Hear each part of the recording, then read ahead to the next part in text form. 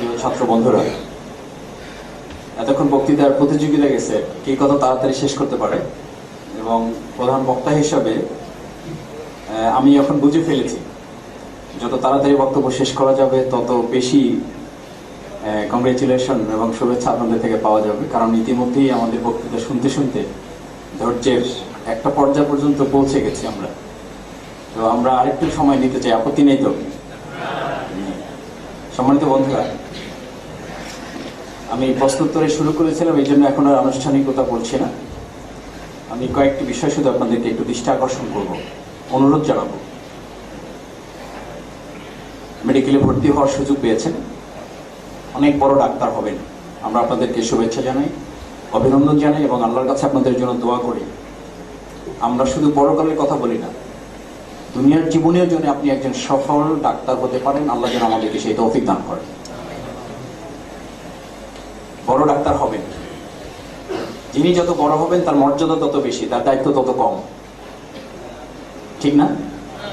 যিনি যত বড় ডাক্তার হবেন মর্যাদা তত বেশি, দায়িত্ব তার কম না, দায়িত্ব বেশি, মর্যাদাও বেশি। একটা রিক্সায় যাত্রী চড়ে দুইজন, এই রিক্সাটা যদি অ্যাক্সিডেন্ট করে তাহলে কতজন যাত্রী আহত হওয়ার সম্ভাবনা আছে? তিনজনই মারা যাওয়ার সম্ভাবনা আছে। কোথাও শুনেছেন একটা রিক্সা অ্যাক্সিডেন্ট করে তিনজনই মারা গেছে? আরে আর হওয়ার কথা না। কিন্তু একটা বাস তার চেয়ে একটু দ্রুতগামী যান, তার গুরুত্ব বেশি, মর্যাদা একটু বেশি। এইটা যদি অ্যাক্সিডেন্ট করে ক্ষতিটা রিক্সার চেয়ে কম না, যেহেতু এর উপকারিতা বেশি। Opposite and equal reaction. এবার আপনি বাস থেকে আরেকটু বিমান, এই বিমান যত দ্রুত আপনাকে ঢাকা পৌঁছে দিবে, এই বিমানটি যদি কোনো কারণে বিপদগামী হয় তাহলে এর 35 জন যাত্রী বুদ্ধিমতী, মানে যে কোনো ভাবে হোক 35 জন যাত্রী বেঁচে যাবে। কারণ এটা বিমান, ভাড়া বেশি, এই গ্যারান্টি বেশি এবং বেঁচে যাওয়ার সম্ভাবনা বেশি। সাদা ভাত রেখে দেবেন, পরের দিন সকালে পানি দিয়ে মজা করে খাওয়া যায়। এটার জন্য আমার বাংলাদেশে উৎসবও হয়। কিন্তু কোথাও শুনেছেন পোলাও, বিরিয়ানি 3 দিন রেখে পরের দিন উৎসব করে খাওয়া হচ্ছে? বরং আপনারা চিকিৎসকরাই বলেন খবরদার তেলের ভাত সাবধানে খেতে হবে, মজা বেশি, একটু খেয়াল করে খাবেন, দেখবেন ফ্যাটের সাথে এটার আবার কোনো প্রবলেম আছে কিনা, তাহলে একটু সতর্কতার সাথে খেতে হবে। যদি প্রেশার থাকে তাহলে একটু চিন্তা ভাবনা করে খাবেন। আর যদি কোনো রকম দেখেন যে পোলাওটা একটু এদিক সেদিক হয়ে গেছে তাহলে ডোন্ট টাচ ইট। পরের দিন পানি দিয়ে তো খাবার দূরের কথা, ধারে কাছেও যাবেন না। কেন? সাদা ভাত পরের দিন পানি দিয়ে পান্তা ভাত করে সুন্দর নাম দিয়ে উৎসব করে খাচ্ছেন, কারণ এটা সাদা ভাত। আমি বাংলায় পড়া লোক, আমি নষ্ট হলে এই দেশের কিচ্ছু যায় আসে না। আমি জাস্ট শফিকুল ইসলাম মাসুদ, আমার মতো লোক নষ্ট হলে এই দেশের কিচ্ছু হবে না। কিন্তু আপনি আব্দুল করিম, আপনি doctor, you are so genius. A genius has studied shown to break the existing. Please ছাত্র বন্ধুরা, যিনি জিনিয়াস, যিনি প্রতিভাবান, তার কাজই হচ্ছে এই সমাজটাকে ভেঙে ফেলতে হবে। এটা আমার কথা না। আপনি বলবেন যে মাসুদ ভাই এসে ভাঙচুরের বক্তব্য শুরু করছে। No, a genius has studied shown to break the existing. আপনাকে এই পৃথিবীটা যেভাবে পেয়েছেন এটাকে ভেঙে ফেলতে হবে। and the next customs of the society. ভাঙাই শেষ কাজ না, ভাঙার পরে যখন কাজ শেষ তখন আপনাকে নতুন আরেকটা প্রজন্ম, নতুন আরেকটা বিল্ডিং আপনাকে গড়ে দিতে হবে। দ্যাট ইজ ইন্নী জাইলুন ফিল আরদি খলিফা। আমি প্রায় বলে থাকি খলিফা মানে আমরা কাপড় সেলাই করি, তাই না? হ্যাঁ, কাপড় সেলাই করার সাথে আমাদের একটা মিল আছে। কাপড় সেলাই যিনি করেন তার কাছে 100 কটন মাল্টি পারপাস একটা জাপানি কাপড় দেওয়া হলো। সে দেখে, খলিফা দেখে কাপড়টা পেয়ে এত খুশি হইলো এবং বললো যে ভাই এত দামি কাপড় আমার পক্ষে কাটা সম্ভব না। সে করলো কি, খুশি হয়ে এই কাপড়টা গায়ে জড়ায় রাস্তায় হাঁটতেছে আর বলতেছে জানেন আমার এই কাপড়ের পিচের দাম 1250 টাকা। মানুষ বলবে একটি বড় বোকা তো পৃথিবীতে আর পাওয়া যাবে না, এত সুন্দর কাপড়টা না কাটতে হবে, তারপর নতুন শার্ট বানাতে হবে। That is responsibility, that is খলিফা। আপনি খলিফা, খলিফা মিন্স রিপ্রেজেন্টেটিভ, প্রতিনিধি, প্রতিনিধি means genius. Genius has studied to break the existing. যা পেয়েছেন, যে অবস্থায় পেয়েছেন সিলেটকে, যে অবস্থায় পেয়েছেন সিলেট মেডিকেলকে, ব্রেক টু দ্য এক্সিস্টিং, এই বর্তমান অবস্থাটাকে ভেঙে দিতে হবে।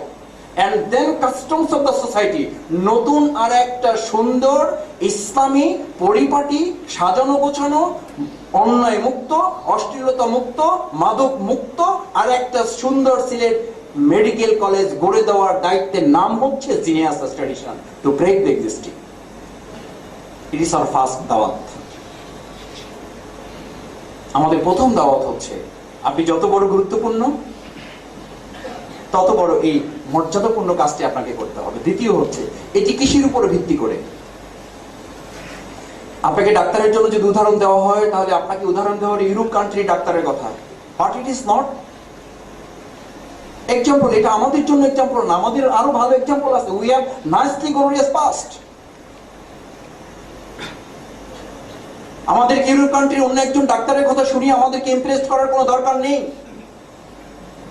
আমাদের জন্য সুন্দর উদাহরণ আছে, আমাদের আল রাজি আছে, আমাদের এই পৃথিবীর সেরা শ্রেষ্ঠ ডাক্তার ইবনে সিনা আছে, আমাদের এই পৃথিবীর শ্রেষ্ঠ ডাক্তার আব্দুল্লাহ ইবনে আল বায়তার, যিনি পুস্তক রচনা না করলে এই পৃথিবীর এখনকার অ্যানাটমি, এই পৃথিবীর ফার্মাকোলজি, এই পৃথিবীর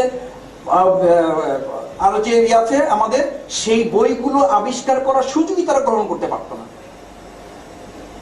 সেই কথা আপনাকে কেউ বলে দেবে না। কেন বলে দেবে না জানেন? আমাদের স্যাররা, মাফ করে দেবেন, আমাদের শিক্ষকবৃন্দ আছেন, সামনেও আছেন, আমি মাপ চেয়ে বলছি, রাজশাহী মেডিকেল কলেজের আপনাদের মতোই ডাক্তার আব্দুল করিম, ভারতের মন্টগোমারি তখনকার প্রিন্সিপাল কলকাতা মেডিকেল কলেজে তিনি গিয়েছেন সেখানকার উচ্চশিক্ষার জন্য। দুপুরের টিচার, দুপুরের জোহরের নামাজের সময় হয়েছে, আপনি পড়াশোনা করবেন, কোনো অসুবিধা নাই, বড় ডাক্তারও হবেন। ডাক্তার আব্দুল করিম ক্লাস করতেছেন, ক্লাস হচ্ছে, প্রিন্সিপাল সাহেব ক্লাস নিচ্ছেন, সব ছাত্ররা বসে আছে। ডাক্তার আব্দুল করিম হাত জাগিয়ে যখন জোহরের নামাজের সময় হয়েছে তিনি হাত জাগিয়ে নামাজের জন্য সময় চাইলেন। স্যারের জবাব ছিল, science and religion can go together. নামাজ এবং মেডিকেল একসাথে চলতে পারে না। হয় নামাজ পড়ো নাহলে মেডিকেলে পড়ো, হয় মেডিকেলে পড়ো নাহলে নামাজ ছাড়ো।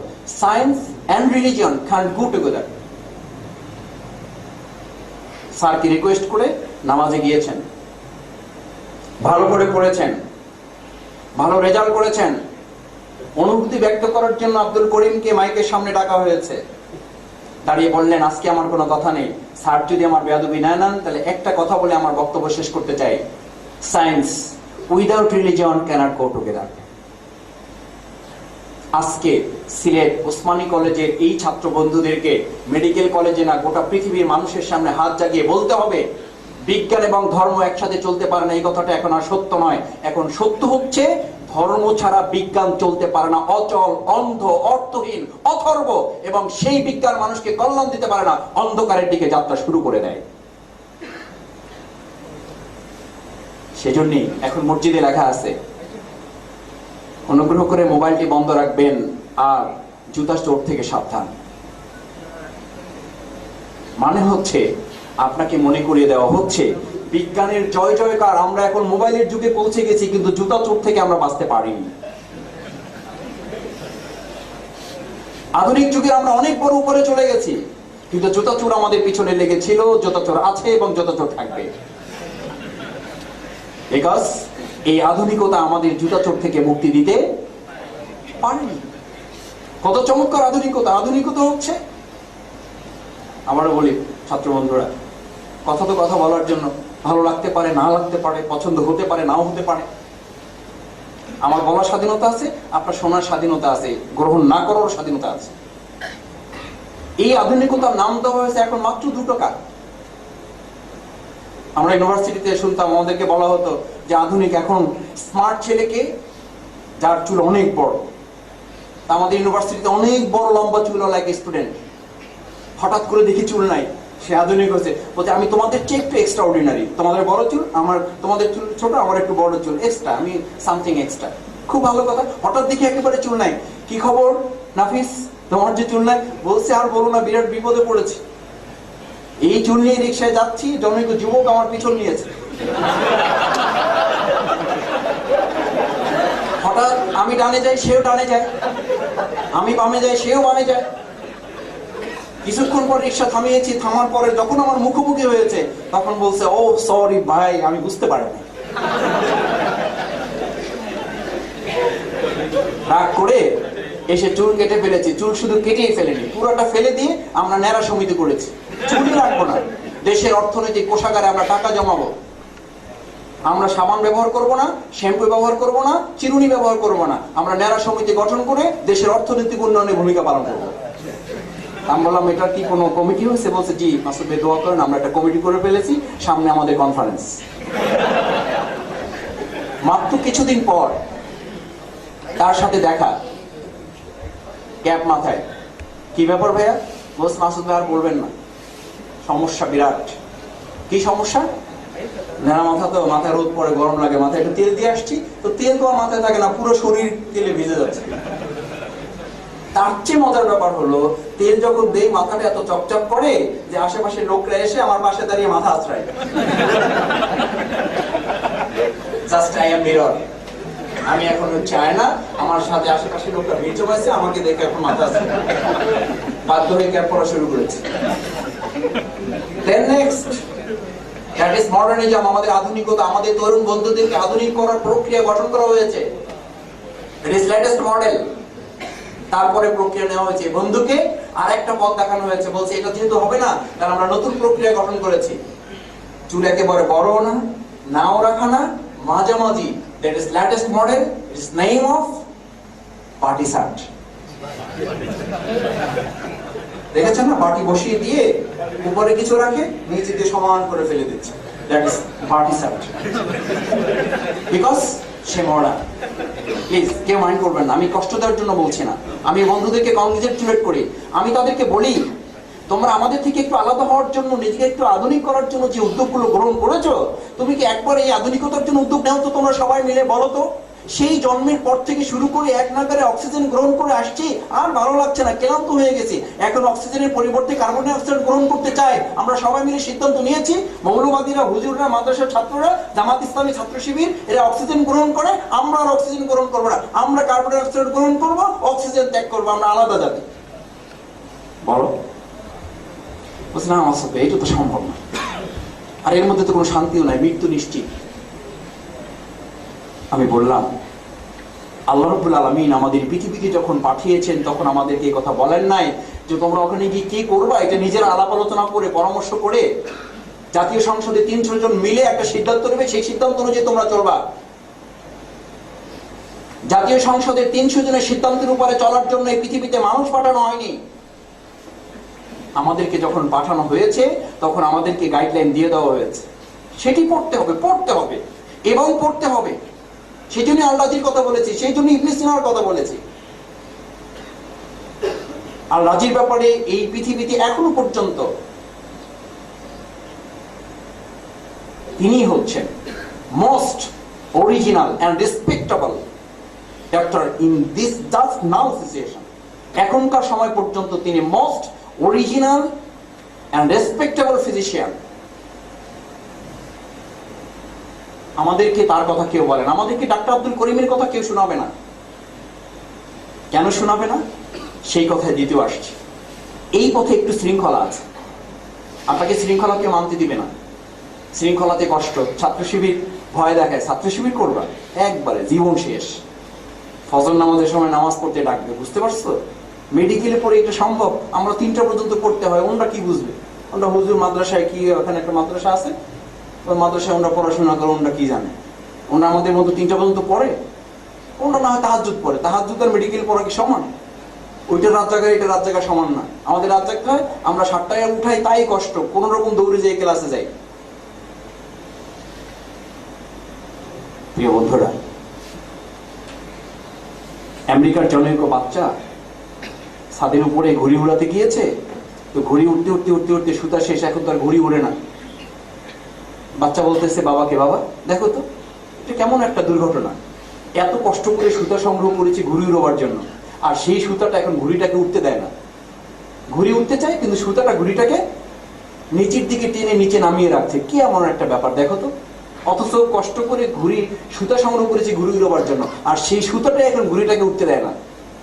বাবা দেখলো এই তো আমার সন্তানকে শেখাবার সুযোগ, বলল একটা কাজ করে, ঘুড়ি ওড়াবার দরকার? বলছে হ্যাঁ, আমি ঘুড়ি আরো অনেক উপরে উঠাতে চাই। সুতাটা কি করো, কেটে দাও, দেখবে তোমার ঘুড়ি অনেক উপরে, আকাশ, নীল আকাশ ছুঁয়ে যাবে। ছেলে চিৎকার করে উঠলো, এত মজার ব্যাপার, এরকম একটা বুদ্ধি এতক্ষণ আমার মাথায় আসেনি, যে কেটে দিলেই ঘুড়িটা অনেক উপরে চলে যাবে, কি একটা অদ্ভুত বুদ্ধি। ছেলে লাফাচ্ছে আর সুতোটা কেটে দিচ্ছে, ঘুড়ি উঠতেছে। কিছুক্ষণ পর হঠাৎ দেখতেছি ঘুড়িটা দেখা যাচ্ছে না। সে বাবাকে বলছে, বাবা আমার ঘুড়ি কোথায়? বলছে ঘুড়ি তো তোমার দরকার নেই, তোমার না ঘুড়ি উড়াবার কথা, সে তো উড়ে যাচ্ছে। বলছে একটু পরে তো সে বাতাস পাবে না, সে তো নিচে পড়ে যাবে। বলছে তাতে তোমার কি?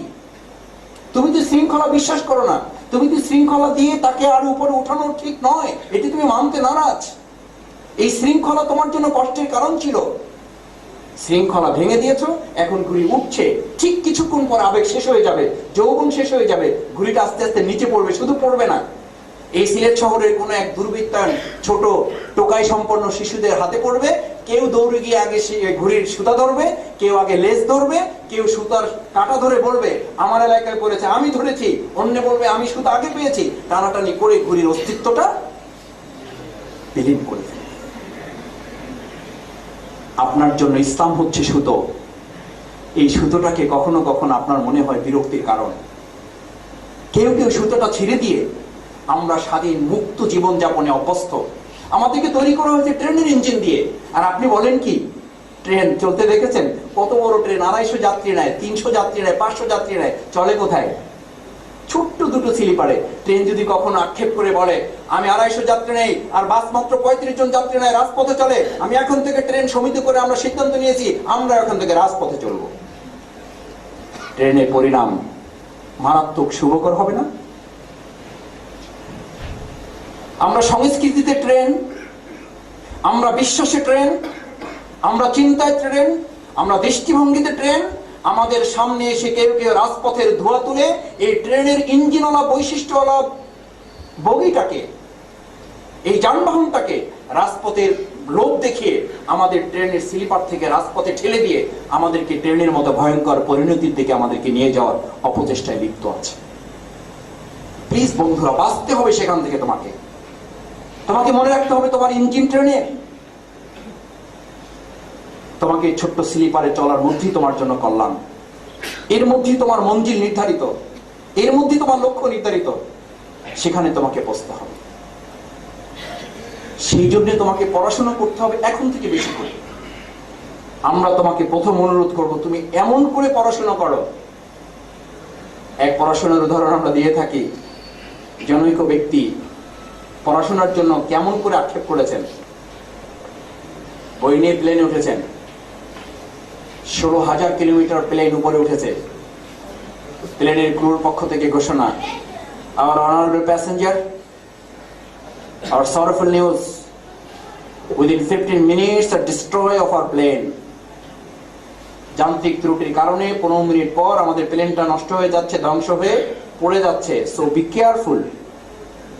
সবাই সতর্ক হন। সবাই সতর্ক, হাউমাউ, চিল্লাচিল্লি, কান্নাকাটি করতেছে, কেউ বাচ্চা নিয়ে আক্ষেপ করতেছে, বকাবকি, গালিগালাজ করতেছে। বাস জাস্ট ওয়ান, একজন ব্যক্তি পিছনে পড়ে, he is reading now. Cabin ক্রুর একজন গিয়ে জিজ্ঞেস করতেছেন, আপনি কি পড়তেছেন? বলছে হ্যাঁ পড়ছি। বলছে আপনি আমাদের ঘোষণা শুনতে পেয়েছেন? বলছে হ্যাঁ শুনতে পেয়েছি। এবার সে তাকে বলতেছে তোমার প্রশ্ন কি শেষ? বলছে হ্যাঁ। বলছে আমার দুটো প্রশ্ন আছে। বলছে আচ্ছা বলো তো, আমি যদি পড়া বন্ধ করে দেই তাহলে বিমানটা ধ্বংসের হাত থেকে বেঁচে যাবে, তুমি কি নিশ্চিত? বলছে না, তা বলতে পারবো না। বলছে আমি যদি পড়া বন্ধ করে দেই, হাউকাউ চিল্লাচিল্লি করি, তাহলে আমি বেঁচে যাবো, এটা কি তুমি নিশ্চিত? বলছে না, তাও বলতে পারবো না। বলছে তাহলে আমি বেচারা জীবনের শেষ এই 15টা মিনিট ওই লোকগুলো হাউকাউ চিল্লাচিল্লি, কান্নাকাটি, চেঁচামেচি করে নষ্ট করতেছে, আর আমার জীবনের শেষ 15টা মিনিট পড়াশোনা করে কাজে লাগিয়ে মৃত্যুর দিকে ধাবিত হচ্ছে। কোনটা ভালো?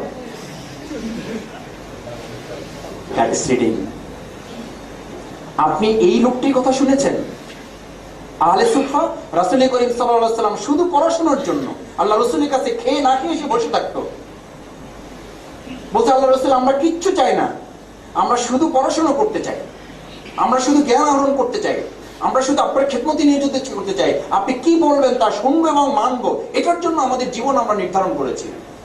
আজকে এখানে কিছু বন্ধুরা, আপনাদেরকে সিদ্ধান্ত নিতে হবে, আমরা পড়বো, আমরা জানবো, আমরা অন্যকে জানাবো, এবং এই বাংলাদেশকে গোটা পৃথিবীর মানচিত্রে একজন সফল মুসলিম চিকিৎসক হয়ে মাথা উঁচু করে দাঁড়িয়ে আমরা বলবো, science without religion cannot go together. Science বাদ দিয়ে, ধর্ম বাদ দিয়ে বিজ্ঞান চলতে পারে না, সফল হতে পারে না, বরং ধর্ম এবং বিজ্ঞান এক করে গোটা পৃথিবীর মানুষকে সফলতার দিকে ধাবিত করা যায়। সেই চ্যালেঞ্জকে আমরা নিতে পারি,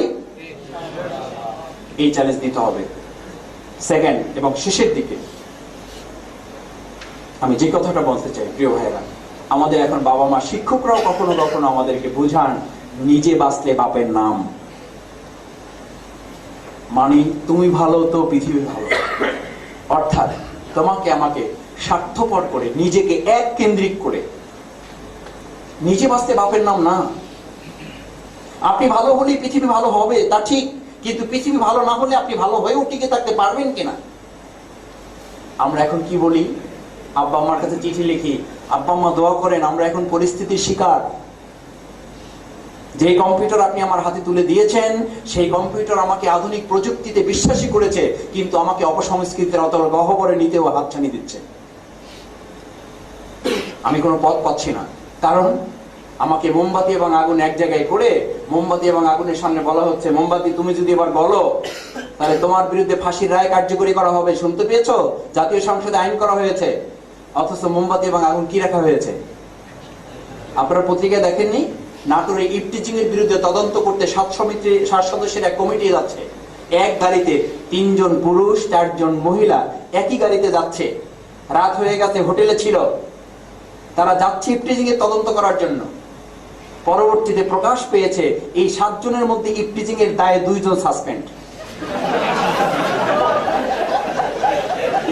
তাদেরকে পাঠানো হয়েছে ইফটিজিং এর তদন্ত করার জন্য। Is it possible? আপনি মোমবাতি এবং আগুন এক জায়গায় রেখে তারপর ওয়াজ করবেন, আপনি সতর্কবাণী দেবেন, জাতীয় সংসদে বিল পাস হয়েছে, দেশে আইন করা হয়েছে, ইফটিজিং বিরুদ্ধে এই করা হয়েছে, এটাকে না বলুন। এইটাকে না বলার জন্য আবার কনসার্ট হইতেছে। যে কনসার্ট হইতেছে ওখানে আবার এক জায়গায় করে দেওয়া হয়েছে সবাইকে, যাতে ইফটিজিং করতে এখান থেকে শুরু করে। কি পিকুলিয়ার দেশে আছি আমরা। ইফটিজিং বন্ধ করতে কে বলে আপনাদেরকে? বন্ধ করার কথা বলে বরং এটাকে আরো বিস্তার করার আসল চেষ্টাটা করবেন না। মাদককে না বলুন এই কথা বলে কনসার্ট করে মাদকের দিকে আমাদের যুবকদেরকে ঠেলে দিবেন না। এসব আমরা বুঝি। আমাদের মাথায় টুপি দেখে, আমাদের মুখে দাড়ি দেখে ভাববেন না আমরা কিছুই বুঝতে পারি না। আমরা বুঝতে পারি এবং বুঝাতে পারি। শুধুমাত্র আমাদেরকে কিছু সময়ের জন্য রক্তচক্ষু দেখিয়ে স্তব্ধ করার চেষ্টা করা হয়েছে। নদীর পানিকে কিছু সময়ের জন্য আটকালে কিছু সময়ের জন্য স্রোত বন্ধ হয়, কিন্তু এক পর্যায়ে যখন নদীর বাঁধ ভেঙে যায় তখন এই পানির স্রোত বিদ্যুৎ আবিষ্কার করে। বাংলাদেশ ইসলামী ছাত্র শিবির আটকে রাখা হয়েছে, এক সময় স্রোতের গতি তৈরি করে গোটা পৃথিবীতে বিদ্যুৎ আবিষ্কার করে মানুষকে আলোর পথ দেখাবে। এত সহজ না। ইসলামী ছাত্র শিবির, জামাত ইসলামী এদেশে বেশি আসেনি। এই দেশের সন্তান, এদেশের মাটি, এদেশের খাবার, এদেশের রক্ত, এদেশের গিয়ে আমরা বড় হয়েছি। চাইবেন আর আমাদেরকে বন্ধ করে দিবেন, চাইবেন আমাদেরকে নিষিদ্ধ করে দিবেন, চাইবেন আমাদেরকে রাজাকার আলবদর বলে আমাদেরকে অট্টহাসি করে আমাদেরকে স্তব্ধ করে দিবেন। আমি এদেশের সন্তান, আমি এদেশের মানুষ, এদেশের যুবক। আমি আমার দেশ নিয়ে ষড়যন্ত্র হবে। আমার দেশে বইমেলা হয়, বইমেলায় একজন লেখক এসেছেন পার্শ্ববর্তী রাষ্ট্র থেকে। আপনারা জানেন, মাইক ধরা হয়েছে, তার কাছে বলছে এটি কি প্রচার হবে? বলছে না, প্রচার হবে না। বলছে তাহলে বলি শোনেন, আমার পার্শ্ববর্তী রাষ্ট্রে যে বইগুলো নিষিদ্ধ করা হয়েছে, বাংলাদেশ সরকার সেই বইগুলো কম দামে নিয়ে এসে চড়া দামে যুবকদের হাতে তুলে দিচ্ছে। দ্যাট ইজ বইমেলা। আমার পার্শ্ববর্তী রাষ্ট্র কলকাতা যে বইগুলো নিষিদ্ধ করেছে, সেই বইগুলো আমার দেশের লোকেরা কড়া দামে, মানে অল্প দামে কিনে নিয়ে এসে চড়া দামে যুবকদের হাতে তুলে দিয়ে বলতেছে আমাদের বইমেলা সফল।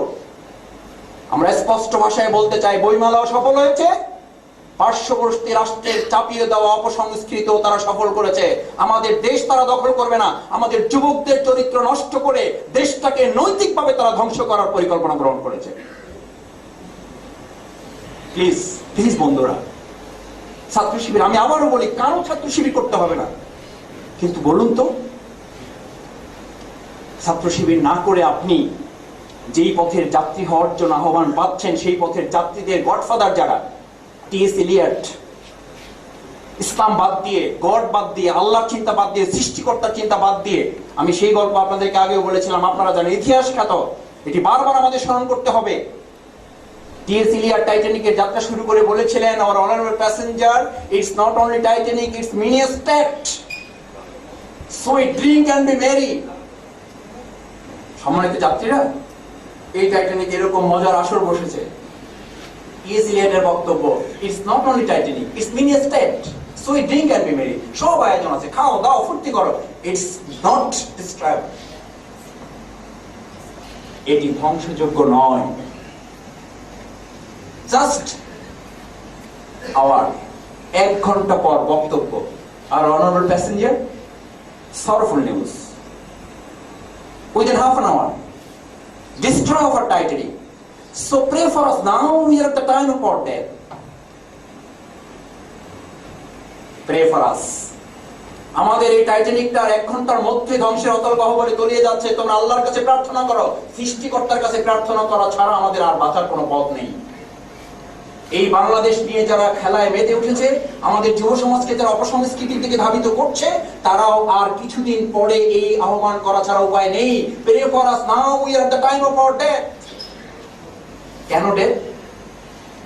ডেথের ইংলিশ যারা বলেন তারাই এই ডেথের কথা বলে দিয়েছেন। our knowledge brings us nearer to ignorance, our ignorance nearer to death। আমাদের শিক্ষা আমাদেরকে অজ্ঞতার দিকে নিয়ে যাচ্ছে, our ignorance brings us nearer to death। এই অজ্ঞতা আমাদেরকে কোন দিকে নিয়ে যাচ্ছে? মৃত্যুর দিকে নিয়ে যাচ্ছে। প্রিয় বন্ধুরা, শেষ করব, বলেছিলাম কম কথায় শেষ করব। বাংলাদেশের লোক তো একটু বেশি বলতে পছন্দ করি, কথা সেটি নয়। মনে হয় কি জানেন, আর একটা কথা বললে আমার এই স্বপ্নের, আমার এই সুন্দর, আমার এই গর্বের, আমার এই অহংকারের যুবকগুলো সিদ্ধান্ত নেবে, আমি ইবনে সিনা হতে চাই, আমি আব্দুল্লাহ ইবনে বায়তার হতে চাই, আমি আল রাজি হতে চাই, আমি জয়নাব হতে চাই। আমি জানি না আপনারা হতে চাইবেন কিনা। আসুন, ইসলাম আপনাদেরকে সেই কথাই বলেছে, মা হুয়া শিফাউ ওয়া রাহমাতুল লিল মুমিনিন। যে চিকিৎসার কথা বলেন, সেই চিকিৎসার আবির্ভাব সেই কোরআন থেকেই। শেষ করতে চাই একাডেমিক কথা দিয়ে, ইকরা, পড়ো, কোরআনের কথা। ক্লাস, ইনস্টিটিউশন, ভর্তি হতে হবে, অর্গানাইজেশন, সংগঠন লাগবে, এটাও কোরআনের কথা। প্রথম বলা হচ্ছে ইকরা, পড়ো, ওয়াতাসিমু বিহাবলিল্লাহ, সংগঠিত হও, ইনস্টিটিউশন লাগবে। এটাই শেষ না, শুধু পড়াশোনা, প্রতিষ্ঠান নাই। কেউ বলে আমি ছাত্র, কোথায় পড়েন? বলছে তা তো জানি না। এরকম কোনো ছাত্র পেয়েছেন? আচ্ছা, ছাত্র, পড়াশোনাও আছে, কিন্তু তার কোনো পরীক্ষা দেওয়া লাগে না। কোরআন বলেছে আসিবান নাস আইয়ুতরাকু আইয়াকুলু আমান্না। তুমি বলবা সিলেট ওসমানী কলেজের ছাত্র, আর তোমার কোনো পরীক্ষা নাই, এমনি পাস। এটা আমাদের টিচারদের কথা না, এটা কোরআনের কথা। আসিবান নাস, মানুষ, তুমি কি করে ধারণা করলা? আইয়ুতরাকু, বলবা, ছেড়ে দেওয়া হবে। আইয়াকুলু, আমি ইমানদারি, আমান্না, অহুম লা ইফতানুন, তোমার কোনো পরীক্ষা হবে না, এমনি পরীক্ষা ছাড়াই পাস। এই কোরআন আমাদেরকে পরীক্ষার কথা শিখছে। পরীক্ষার পর কি হবে? আজকে আপনাদেরকে ওয়েলকাম দেওয়া হচ্ছে, রিসিপশন দেওয়া হচ্ছে। এই রিসিপশনও ছাত্র শিবিরের আবিষ্কার না, এই রিসিপশনও কোরআনের আবিষ্কার। কোরআন বলেছে ফাআম্মা মান উতিয়া কিতাবাহু বিয়ামিনিহি, যারা ভালো পড়াশোনা করবে, পরীক্ষার সময়টাকে কাজে লাগাবে, তাদের আমলনামা, তাদের পরীক্ষার খাতাটা বলা হবে please take your book and right hand side and read it. কোরআনের কথা ইংরেজিতে বলতেছি, আপনাদের ভালো লাগবে তাই। তাছাড়া এটা আরবি হচ্ছে ফাআম্মা মান উতিয়া কিতাবাহু বিয়ামিনিহি, ইকরা কিতাবাকা, পড়ো তোমার বই। আরেকজনকে বলা হবে please take your book and right hand side, not বাম হাতে নাও, পড়ো। আল্লাহ রাসূল বললেন যার ডান হাতে দেওয়া হবে, এই দুনিয়াতে যিনি ভালো রেজাল্ট করবেন তাকে রিসিপশন দেওয়া হবে, তাকে বলা হবে তোমার ভাই ভাই, তোমার তো রিটাই ভালো হয়েছে, বুঝতেই পারতেছি পড়াশোনা করছো, তো কি অবস্থা ভাই ভাই বলো। ভাই ভাই তার বেশি কষ্ট নাই। আল্লাহ রাসূল বললেন তার ভাই বা কম হবে। ফাসাউফা ইউহাসাবু হিসাবান ইয়াসিরা, কোরআনের আয়াত। আপনি মনে করেন আমি সৌদি আরব থেকে আসছি, টুকটাক আরবি জানি, আরবি না, কোরআনের আয়াত বলতেছি। ফাসাউফা ইউহাসাবু হিসাবান ইয়াসিরা, তার হিসাব সহজ করা হবে। আয়েশা সিদ্দিকা রাদিয়াল্লাহু তাআলা আনহা জানতে চাইলেন, ইয়া রাসূলুল্লাহ, এই হিসাব সহজ করার অর্থ কি? হিসাব সহজ করা মানে কি প্রশ্ন কম করা হবে? প্রশ্ন কি সহজ করা হবে? না, আল্লাহ রাসূল বললেন হিসাব সহজ করা মানে আল্লাহ রাব্বুল আলামিন তাকে বিনা হিসাবে জান্নাত দাখিল করবে। সুবহানাল্লাহ। খুশি হয়ে গেছেন না? খারাপ খবরও আছে। আল্লাহ রাসূল দেখলেন আপনারা যেমন এরকম এখন মুখে সবাই হাসির ঝিলিক, দেখলেন আয়েশা রাদিয়াল্লাহু তাআলা আনহা হাসিতে চোখ মুখ লাল হয়ে গেছে। ইয়া রাসূলুল্লাহ, বিনা হিসাবে জান্নাতে যাব, কি মজার ব্যাপার, আউফান। রাসূল দেখলেন এই অবস্থা ছেড়ে দেওয়া ঠিক হবে না, কোরআনের পরে আয়াতটা শোনানো দরকার। ওয়া আম্মা মান উতিয়া কিতাবাহু ওয়ারা জাহরিহি, আরেক দলকে বাম হাতে পিছন দিক থেকে রিপোর্ট দেওয়া হবে, ফলাফল দেওয়া হবে এবং তার রিপোর্ট শুরু করা হবে। যার রিপোর্ট শুরু করা হবে, যার প্রশ্ন করা হবে, প্রশ্ন শুরু করা মানেই তাকে বুঝতে হবে তাকে কোথায় যেতে হবে। অর্থাৎ এক কথায় প্রশ্নের জবাব দিয়ে কেউ জান্নাতে যেতে পারবে না। বিনা হিসাবে জান্নাতে যাওয়া ছাড়া প্রশ্নের জবাব দিয়ে জান্নাতে যাওয়ার কোনো পথ। শেষ কথা হচ্ছে আয়েশা সিদ্দিকা রাদিয়াল্লাহু তাআলা জানতে চাইলেন, ইয়া রাসূলুল্লাহ, সেই বিনা হিসাবে জান্নাতে যাওয়ার পথ কি? That is way, it is not Bangladesh ইসলামী ছাত্র শিবির, দ্যাট ইজ ওয়ে, এই ব্যানার হচ্ছে সেই পথ। প্লিজ, আল্লাহ রাসূল বললেন আইয়ুল আমাল আফদাল, দুটো পথ তোমাকে বিনা হিসাবে জান্নাতে নিবে। ছাত্র শিবির আপনাকে আজকে ওই যে মাল্টিপারপাস কোম্পানি, আমরা আজকে কোনো শেয়ার ঘোষণা করতেছি না, ডাইরেক্ট জান্নাতে যাওয়ার কথা বলতেছি। কে কে যাবেন হাত জায়গা? স্কুলের এক ছেলে হাত জায়গায় নেয়, শিক্ষক বলছে কি যাবা না? বলছে না আম্মা রাতে বাইরে যেতে বলছে, পরে অন্য কোনো কাজ থাকলে করতে হবে। সে মনে করছে আজকে রাতেই। আপনারা আবার মনে করেন যে ছাত্র শিবির আজকে আয়োজন করছে চাইনিজ খাওয়ার পরে সবাইকে নিয়ে আমরা মোটামুটি চলে যাব, না। সেজন্য আল্লাহ রাসূল দুটো কাজ দিয়েছেন। আইয়ুল আমাল আফদাল, ঈমান বিল্লাহ, আল্লাহর প্রতি শক্ত মজবুত ঈমান। সেই ঈমানের নাম হচ্ছে, এখন কথা শুনেছেন না, ভালো লেগেছে অথবা ভালো নাও লাগতে পারে, ক্যাম্পাসে যাবেন, ছাত্রাবাসে যাবেন, কই গেছিলা শিবির প্রোগ্রামে, মাথার মধ্যে ইয়ে ঢুকছে, মানে ভালো আছো তো, সুখে থাকলে ভূতি কেলায় না, শিবির করো। আবার দাঁড়িয়ে টুকটাক আছে ফাজলামি। জানো বাংলাদেশে কারা এখন ক্ষমতায়? ইয়ে কি করা যায় না, লাইফ নিয়ে ঝুঁকি নাই, লাইফের প্রতি মায়া নাই, এসব ছাড়ো, সোজা নামাজ আদা করতে ইচ্ছে করে মসজিদ ওদিকে, খবরদার 302 নম্বর রুমের দিকে তাকাবাও না। দেখলেন বিরাট বিপদ। গেলাম এক ভালো জায়গায়, আসার তারপরে দমক, কি দরকার, নিজের টাকায় পড়ি, নিজের বাপের খাই, আপনার দমক খাইতে যাবো কি জন্য, শিবির বা করবো কি জন্য? আল্লাহ বর্ষা ভাই, আপনি যেটা বলছেন আমি বুঝতে পারছি, আমি এখন থেকে নিরপেক্ষ লোক, একদম 100% নিরপেক্ষ, আমি কোনো ইসের মধ্যে নাই। আপনি বলতে হলে আপনি মাফ করে দিন ভাই। আল্লাহ রাসূল বললেন আফদালু ঈমান বিল্লাহ, শক্ত মজবুত ঈমান। ঈমান কি? ঈমান হচ্ছে তাসদিক বিল জিনান, অন্তরে বিশ্বাস, ইকরার বিল লিসান, মুখে স্বীকার, আমল বিল আরকান, তা বাস্তবে পরিণত করার নাম হচ্ছে ঈমান। আপনি বাস্তবে পরিণত করছেন না, করছি কি? ওই যে আমরা সহ অবস্থানে বিশ্বাসী, আপনি বলেন আমরা সহ অবস্থানে বিশ্বাসী। জমিতে খেতে চাষ করা হয়েছে, কৃষক গিয়ে দেখতেছে চাষের পরে ওখানে আগাছা হয়েছে, গিয়ে বলতেছে আলহামদুলিল্লাহ আমি আগাছা লাগাইনি, তাও হয়েছে, আল্লাহর কি মেহেরবানি। এবং আমি সহ অবস্থানে বিশ্বাসী, আমার ফসলও থাকবে, আগাছাও থাকবে, আমি উদার, আমি কোনো কিছু ধ্বংসে বিশ্বাস করি না, আমি কোনো কিছু আঘাত আনতে বিশ্বাস করি না। বিরাট বক্তৃতা দিতেছে আগাছার সামনে দাঁড়িয়ে। কিছুদিন পর সে ওর উপর ওষুধ দিয়ে আসছে, সার দিয়ে আসছে, গিয়ে দেখে তার ফসল যত না বড় হয়েছে, আল্লাহর কি মেহেরবানি, আগাছা তার চেয়ে একটু বড় হয়েছে। আপনি কৃষক, এই আগাছা দেখে, আগাছার বড় হওয়া দেখে বুদ্ধিমান কৃষকের আনন্দে হালদিত হবে? সিলেট মেডিকেল কলেজে যারা আগাছা আছে, প্লিজ বলবেন আমি প্রতিপক্ষকে গালিগালাজ করছি না, এরকম অসংখ্য আগাছা আছে, মাঝে মধ্যেই বড় মাথা উঁচু করে দাঁড়ায়, তার মানে এরা ফলবান বৃক্ষ নয়। এই আগাছার বিরুদ্ধে অভিযান পরিচালনা করার সিদ্ধান্ত মেডিকেল কলেজের এই মেধাবী ছাত্রদেরকে নিতে হবে। কারণ একজন কৃষক জানেন জমিতে ফসল পেতে হলে আগাছা মুক্ত জমি গঠন করতে হবে। আপনি কখনো কখনো বলেন ছাত্র শিবির তো আমরা দেখি লড়াই করে, আমি কখনো কখনো দেখি ছাত্র শিবির সংঘর্ষ করে। কেন? কৃষক যখন আগাছা তুলে ফেলে আপনি তখন কেন গিয়ে বলেন না এই কৃষক, এটাও তো একটা জীব, এটাও তো একটা গাছ, এটাও তো সবুজ পত্র পল্লবে ফুলে ফলে সুশোভিত হবে, কেন এটা তুলে ফেলতেছ? যে কৃষক এই কাজ করবেন তাকে কেন আপনি বাহবা দেন না? যে বলছে আমার ফসলও থাকবে, আগাছাও থাকুক, কিছুদিন পরে পোকা পড়ছে।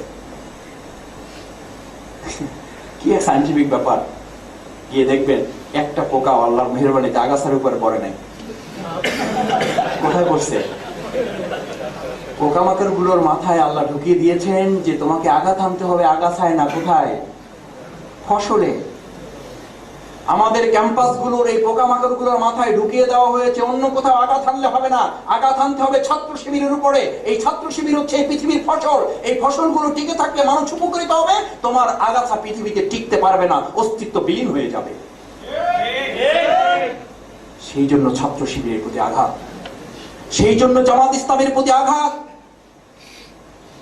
সেই জন্য ছাত্র শিবিরের বিরুদ্ধে নির্মূল অভিযান, আগাছা নির্মূল অভিযান। আমরা বলতে চাই, ওষুধ দিয়ে ওই যে কৃষক গিয়ে দেখলেন যে দুনিয়া মনে মনে বলতেছেন আল্লাহর মেহেরবানি, আগাছার উপরে দেখছো পোকা পড়ে নেই, পড়ছে আমার ফসলের উপরে, তার মানে এই আগাছার প্রতিও পোকার কি আছে? একটা ভালোবাসা আছে। আলহামদুলিল্লাহ, খুব খুশি। অপেক্ষা করলেন, 3 মাস পর ফসল কাটতে গিয়েছেন। আপনারাই বলুন, আপনি সহ অবস্থানে বিশ্বাসী ছিলেন? আপনি বলেছিলেন আগাছায় হাত দেওয়া আমাদের দায়িত্ব নয়, আগাছা আগাছার মতো থাকবে, নিজে বাঁচতে বাপের নাম, আমি থাকলে সব ঠিক, আগাছা নিয়ে আপনার কোনো চিন্তাই করেন নাই। 3 মাস পর গিয়ে দেখবেন আপনার পুরো জমিতে ফসলের কোনো খবর নাই, গোটা জমি আগাছার সবুজে পত্র পল্লবে ফুলে ফলে সুশোভিত হয়ে পুরো জমি দখল করে আছে, ফসল না আগাছা। What is it? What is this meaning? Meaning is, এই সমাজে আগাছা কেউ লাগায় না, নিজেরা জন্ম হয়, নিজেরা প্রভাব সৃষ্টি করার চেষ্টা করে। তাদেরকে যদি কেউ প্রতিদমিত না করে, তাদেরকে যদি কেউ উৎপাটন না করে, তাদের বিরুদ্ধে যদি কেউ সিদ্ধান্ত না নেয়, তাহলে এই আগাছাগুলো নামাজি ছাত্রদের মধ্যে প্রভাব সৃষ্টি করে পুরো ক্ষেত আগাছায় দখল করে আমাদের মসজিদগুলো নষ্ট করে দেবে, নামাজি ছাত্রদেরকে বিতাড়িত করে ইসলাম মুক্ত বাংলাদেশ করার জন্য চক্রান্ত তারা করবে। তার আগেই আপনাকে সিদ্ধান্ত নিতে হবে, আপনি কি বাংলাদেশকে ইসলাম মুক্ত বাংলাদেশ করে গড়ে তুলতে দিবেন, নাকি আগাছাকে মুক্ত করে বাংলাদেশে ফসলের একটি বাংলাদেশ আপনি গড়ে তুলবেন। বাংলাদেশ ইসলামী ছাত্র শিবির সেরকম সবুজে ফুলে ফলে পত্র পল্লবে একটি সুন্দর বাংলাদেশ গড়ার জন্য কাজ করতে চায়। আমরা কি একসাথে মিলে কাজ করতে রাজি আছি ইনশাআল্লাহ? আসুন প্রিয় বন্ধুরা, মিছিল করতে হবে না, ক্যাডার হয়ে আপনাকে আমাদের মারামারিতে অংশগ্রহণ করার জন্য আজকের এই অনুষ্ঠান না। আপনি নিজে পরিবর্তন হন, আমরা পরিবর্তনের জন্য সিদ্ধান্ত নিতে চাই। কোরআনের বক্তব্য দিয়ে শেষ করছি, ইন্নাল্লাহা লা ইউগাইয়িরু মা বিকওমিন হাত্তা ইউগাইয়িরু মা বিআনফুসিহিম। আপনার পরিবর্তনের পরে বাংলাদেশের পরিবর্তন নির্ভর করে। আসুন, যারা দিন বদলাতে চায় তারা দিন বদলাতে চায় না, তারা নিজেদের ভাগ্য শুধু পরিবর্তন করতে চায়। আমরা বলতে চাই, দিন বদলাতে হলে আগে নিজেদেরকে পরিবর্তন বদলাতে হবে। আসুন, ছাত্র শিবির আমাদেরকে বদলাবার জন্য, আমরা যেখানে আছি সেখান থেকে একজন ভালো মানুষ করার জন্য, ভালো মুসলিম সফল চিকিৎসক বানাবার জন্য কাজ করছে। আজকে আমাদের বন্ধুরা বলে, তোমাদের তো কোনো চিন্তা নাই, ডাক্তারি পড়তেছো। ওই যে বললাম, একজন ডাক্তারের সাথে টুকটাক সংসার করি, তো তাকে লোভ দেখায়, বলে যে তোমাদের তো কোনো চিন্তা নাই, তোমাদের তো অমুক অমুক হসপিটাল আছে, পাশ করার পরে চাকরি, আমাদের তো বেচারা বোঝো না, এই ভাইবা দিতে হবে, এই করতে হবে, সেই করতে হবে। আমি বললাম, তাদেরকে বলো যে এই পৃথিবীতে যিনি আল্লাহর দ্বীনের জন্য, ইসলামের জন্য যিনি নিজেকে তৈরি করবেন, আল্লাহ নিজে তার দায়িত্ব গ্রহণ করবেন। ইয়া যে আল্লাহু মাখরাজান ওয়া ইয়ারযুকহু মিন হাইসু লা ইয়াহতাসিব। শুধু তো পরকালের কথা শোনালাম, দুনিয়ার একটু কথা বলে শেষ করছি। আল্লাহ বলছেন, যিনি আমার দ্বীন মতো চলবে, আমার দ্বীনের মতো করে নিজেকে গড়ে তুলবে, ইসলামের উপরে নিজেকে টিকিয়ে রাখবে, ওয়া ইয়ারযুকহু মিন হাইসু লা ইয়াহতাসিব, সে বলবে যে আমি এফসিপিএস করে বড় ইনকাম করব। আর আল্লাহ বলতেছেন, ওইটা না করলেও আমার কোনো অসুবিধা হবে না, তোমাকে এমন জায়গা থেকে রিজিকের ফয়সালা করব, ওয়া ইয়ারযুকহু মিন হাইসু লা ইয়াহতাসিব, যা কোনোদিন তুমি চিন্তাও করো নাই, এমন জায়গা থেকে তোমার ভালো চাকরির ব্যবস্থা আমি করে দেবো। এটা কার ঘোষণা? আল্লাহর ঘোষণা। আপনি যে বলতেছেন না, পড়াশোনার সময় পাই না ভাইয়া, আবার শিবির করবো কখন? আল্লাহ কি বলতেছেন? আমাদের কথা না, আল্লাহর কথা। ইন তাত্তাকুল্লাহ ইয়াজআল লাকুম মিন আমরিহি ইউসরা। আপনি আল্লাহর দ্বীনের জন্য, ইসলামের জন্য, কোরআনের জন্য, দ্বীনের জন্য কাজ করবেন, আল্লাহ বলতেছেন আপনার পড়াশোনা সহ যা আছে, তাত্তাকুল্লাহ ইয়াজআল লাকুম মিন আমরিহি ইউসরা, আপনার জীবনের সকল কর্মকাণ্ড আল্লাহ আপনার জন্য সহজ করে দেবেন। আল্লাহ সহজ করে দিলে আপনার জন্য কঠিন কি? আসুন, সেই সহজ করার জন্যই ইসলামী ছাত্র শিবির আপনাদেরকে আহ্বান জানায়। আমরা ছাত্র শিবিরের পতাকা তলে আজকে খুব ভালো লাগছে, খুব ভালো লাগছে। আমি আমার অহংকারের কথা বলছি না, আমি ছাত্র শিবিরকে বলি, মেডিকেলের কোনো প্রোগ্রামে আমাকে যখন আহ্বান করা হয়, নিজের মধ্যে একটু অহংকার লাগে, বাংলায় পড়ছি, মেডিকেলে বক্তব্য দিব, এর চেয়ে সৌভাগ্য জীবনে কি আছে? বিশ্বাস করেন, চিটাগাংয়ে প্রোগ্রাম ছিল, বরিশালে প্রোগ্রাম ছিল, কুমিল্লায় প্রোগ্রাম ছিল, এই রিসেন্ট আমি একটা প্রোগ্রামে যাইনি। আল্লাহ সাক্ষী করে বলতেছি, শুধু আপনাদের লোভে, শুধু আপনাদের লোভে সিলেট এই প্রোগ্রামটি আমি মিস করতে পারি নাই। আমি বলছি মেডিকেলের ভাইদের প্রতি আমার একটা দুর্বলতা আছে। এক সময় ইচ্ছা ছিল আমি বিজ্ঞানে পড়াশোনা করব, পারি নাই, আমার যোগ্যতায় কুলায় নাই। যারা করতে পেরেছে তাদের প্রতি আমার উইথ রেসপেক্ট, সালাম, আমার স্যালুট। এই স্যালুটের অর্থ হচ্ছে আপনাকে আমি স্যালুট করি, কংগ্রেচুলেট করি। আসুন আপনার নেতৃত্বে আমরা বাংলাদেশকে পরিবর্তনের সিদ্ধান্ত নেই। আল্লাহ আমাদেরকে তৌফিক দান করুন।